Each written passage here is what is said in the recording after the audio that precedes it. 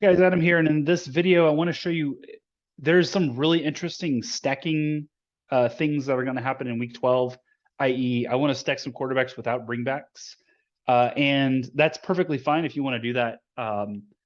But there are some ramifications to doing this in optimizers. So I want to make sure that we are on the same page.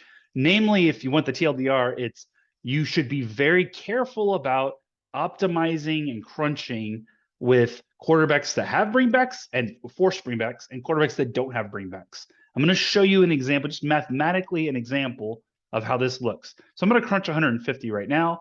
And as this is crunching, let me show you what my rules have set. I do groups. I don't, like I said, I don't like doing stacking on just the lineup rules. I like to have control over this. So I've got a stud stack. Like I force Patrick Mahomes to have every Patrick Mahomes lineup has a Kelsey. I'm not going to play Mahomes without Kelsey.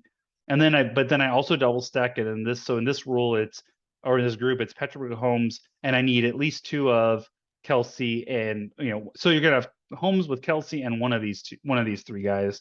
Should probably include Sky Moore in there. And then I have a bring back rule right now. So I have Mahomes with two pass catchers. One of them has to be Kelsey, and one of these bringbacks from the Rams, which you're probably laughing at, and we're going to talk about why that is. And you'll see when I crunch 150 lineups, because the Rams are so bad, they're so horribly from a projection standpoint, value standpoint, they look really bad. All of them, none of them look good, and that is actually dragging the Patrick Mahomes ownership down or exposure down in my crunch to 4.7%. I'm going to do something really simple here and say, well, in my Mahomes lineups, I don't want to bring back. I'm just going to disable this one. I want to bring back in all my other crunches, but I don't want to bring back in my Mahomes crunch or my Mahomes lineups. And what that's going to do is it's going to remove the need to force one of those Rams players in there who has a horrible projection, like compared to their salary. And it also is another thing. It enables you to put in another pass catcher or running back who is the highest projected value, like the best value play. And you'll see, did you see this? Like Mahomes lineup, like my Mahomes exposure, just by disabling this one rule, just this one rule, bumped my Mahomes exposure to 36%. Now, you may say I want that. That's great. Or I don't want that. I don't know. It doesn't matter what you can decide whether or not you want this, but you need to understand that just removing the bring back rule gives you significantly more exposure to the quarterbacks that don't need it, namely because you're not forcing in a potentially not as good a value play, but you're also giving yourself the opportunity to get the highest value play.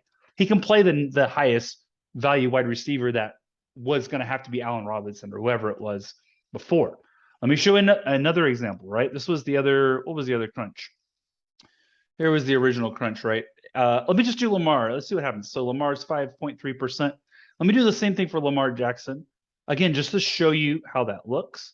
I'm going to re-enable this group. And on my Lamar, I'm going to disable the group. And let's see what happens with Lamar's exposure. The Rams are just really bad. But from a Baltimore standpoint, they've got some pretty good bringbacks. If you wanted to run a Lamar stack with a bringback, you've got Kirk, you've got Zay Jones, you've got Evan Ingram. Like, they're not horrible plays compared to like the Rams. And so what my guess is, this is my guess. I think Lamar's exposure is going to be like 15%. That's my guess. I hadn't actually looked at what's up here. But just by removing the need for a bringback, let's see what his exposure is. Okay, it was 12%. So his exposure went from in this crunch, his exposure was 5%. Again, even with good pass catching bringbacks, just removing that rule gave you over double the exposure to Lamar Jackson. Again, this is not about the play. You can choose whether or not you want to have a bring back or not with a pass catcher. And I think this could apply to Tua as well as Mahomes in this game. And you can even do it with Lamar if you wanted to. Lamar, you should. But the point is not about should you or should you not, but understanding that you can't crunch you can't crunch them together because you're going to get a lot more exposure to the player that you don't have a bring back for than the optimizer than you really want from an optimization standpoint. It may end up being what you actually want anyways, which is fine. But you just need to understand the ramifications of crunching with some quarterbacks that have bringbacks and some quarterbacks that don't. This also applies to single stack versus double. Like, though these things apply in these situations because of how optimizers work. So I hope this video is helpful in just explaining that. And you decide what you want to do. I'd probably run separate crunches. That's probably what I'd end up doing.